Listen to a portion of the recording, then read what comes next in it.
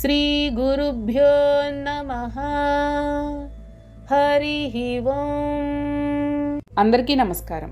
తస్య సంజనయన్ హర్షం కురువృద్ధః పితామహః సింహనాదం వినద్యోచ్చైః శంఖం దద్మౌ ప్రతాపవాన్. తస్య అంటే అతనికి అని అర్థం, సంజనయన్ అంటే వృద్ధి చేయుచు అని అర్థం, హర్షం అంటే సంతోషమును అని అర్థం, కురువృద్ధః అంటే కురువంశమున వృద్ధుడును అనగా భీష్ముడు అని అర్థం, పితామహః అంటే పితామహుడును అని అర్థం, సింహనాదం అంటే సింహగర్జన వంటి ధ్వనిని అని అర్థం, వినద్య అంటే కలుగునట్లుగా అని అర్థం, ఉచ్చైః అంటే బిగ్గరగా అని అర్థం, శంఖం అంటే శంఖమును అని అర్థం, దద్మౌ అంటే ఊదెను అని అర్థం, ప్రతాపవాన్ అంటే పరాక్రమవంతుడును అని అర్థం.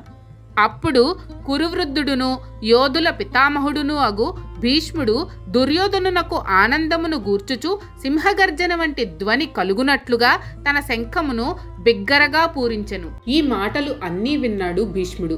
ఆ మాటలలో అంతరార్థాన్ని గ్రహించాడు.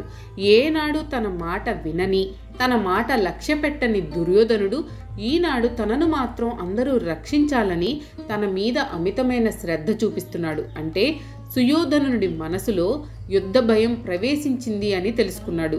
దుర్యోధనుడిని ఉత్సాహపరచడానికి, వాడిలో ధైర్యం కలిగించడానికి భీష్ముడు సింహంలా గర్జించాడు. తన శంఖాన్ని గట్టిగా పూరించాడు.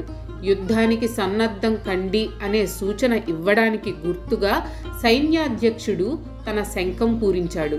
జై శ్రీకృష్ణ. మీకు కనుక ఈ వీడియో నచ్చినట్లయితే లైక్ చేయండి. అలాగే మీ ఫ్యామిలీ అండ్ ఫ్రెండ్స్కి షేర్ చేయండి. ఛానల్లో కొత్త నోటిఫికేషన్స్ కోసం సబ్స్క్రైబ్ చేయండి. అలాగే పక్కనే ఉన్న బెల్ ఐకాన్ని ట్యాప్ చేయండి.